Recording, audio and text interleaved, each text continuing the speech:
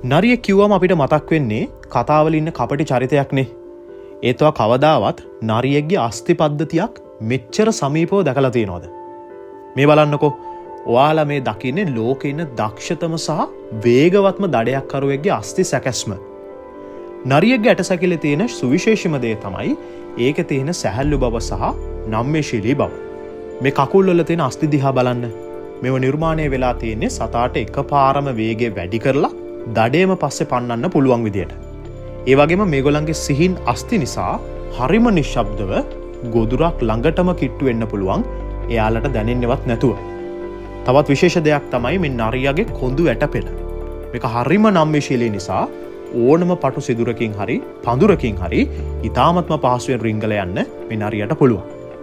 ඉතින් ලෙස්ටර් මියුසියම් එකේ තියෙන ඇටසැකිල්ල දිහා බලපුවම අපිට පේනවා නරියෙක් කියන්නේ වේගය, සමබරතාවය සහ කපටිකම කියන මේ තුනම එකට එකතු වෙච්ච අපූරු සතෙක් කියලා.